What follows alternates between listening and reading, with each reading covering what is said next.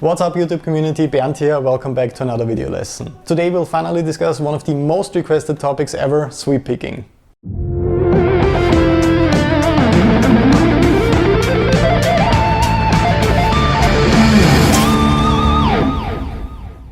First of all, I'm happy to make a big announcement. The recordings for my next online course are finally done.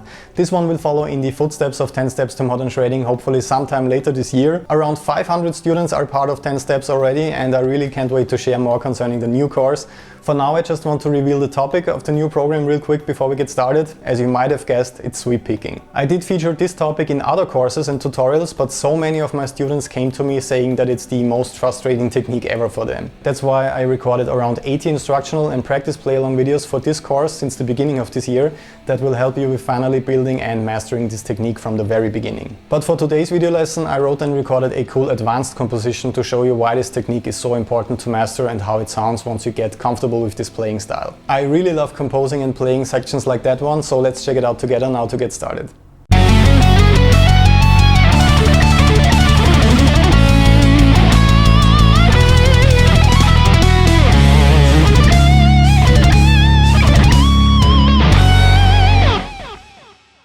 This is a good example of how I approach the composition of sweep picking sections in general. Whenever there's a nice chord progression played in the background, I want to make sure to emphasize it in my solo in some way. Let me show you real quick how I composed this section before we discuss each lick in detail. For this one I chose the key of F sharp minor.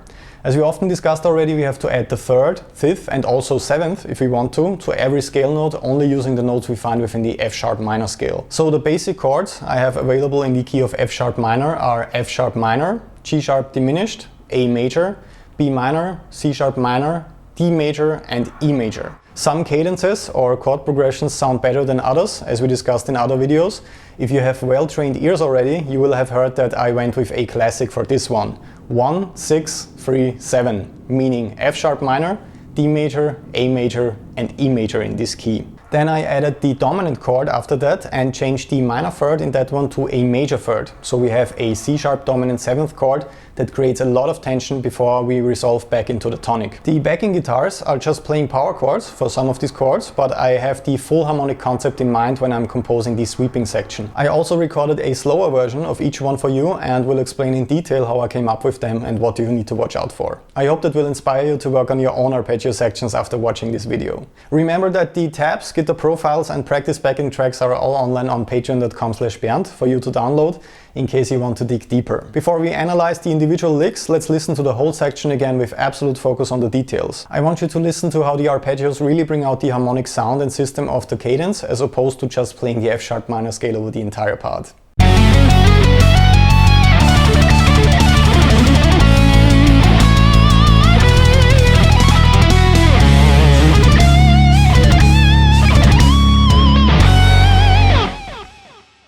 So let's take a close look at the first lick I play over the F sharp minor chord.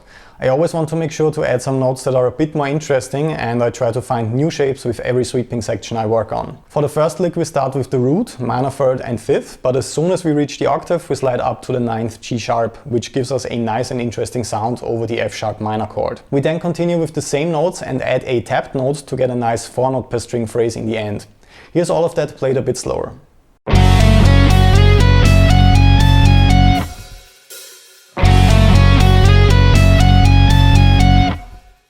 Up next we stick to the very popular 5-string shape for D major.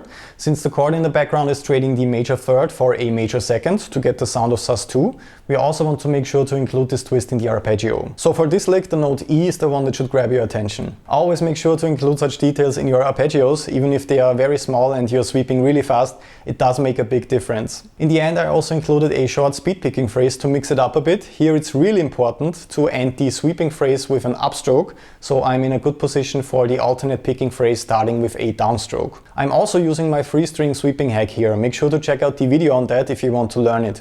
I'm hammering the uncomfortable note on the B string to avoid an upstroke there that is followed by a downstroke on the G string. This little sweeping trick makes my life much easier with these tricky phrases without missing any important notes. Here's all that played a bit slower.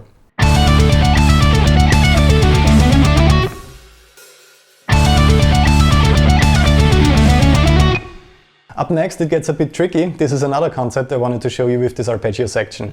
Sometimes when you add more tapped notes it can get pretty difficult to switch back and forth from sweeping to tapping. By developing a strong left hand technique you can make use of that here and just hammer the descending arpeggio so you can focus on the tapping parts. This takes some time to learn and requires some patience. We discuss that in depth in the next course. For now please check out the execution of that approach with the next lick. As for more interesting notes and intervals, I made sure to tap C sharp here, that is the major sixth in this context.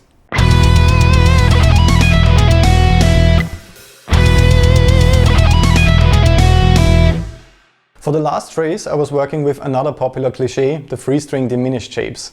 These are easy to memorize and also recognize because of their distinct sound. One of the coolest things here is that you can move them around in minor thirds. This is a symmetrical arpeggio. So we stick with just one shape and move it up 3 frets. The notes stay the same and are always repeated in a different order. The harmonic trick here is that I'm playing diminished shapes over a dominant 7th chord instead of just working with the root, major 3rd, perfect 5th and minor 7th to build my arpeggio. That is an amazing trick for a really nice and dramatic sound, especially before resolving into the tonic chord like we did in this practical example.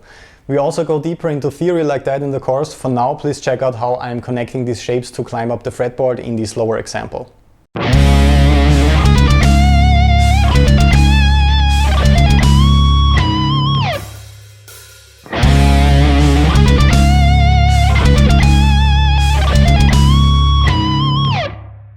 And that's pretty much it for this lick. I know that it might be a bit hard and moving fast.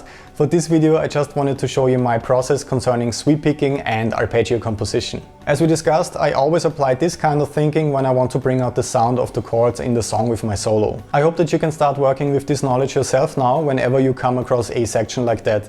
If you want to dive deeper into the mechanical aspect of sweep picking and learning it, make sure to check out the new course as soon as it's out. I'll let you know. Until then, make sure to subscribe for more free guitar lessons, leave a like if you enjoyed this one and a comment in case you have any questions I could answer for you. All the tabs, practice backing tracks and guitar profiles for these lessons are online on patreon.com/Bernd, and the link to my course 10 Steps to Modern Shredding is in the description. Thanks a lot for tuning in today. I will see you in the next lesson. Have fun practicing and all the best.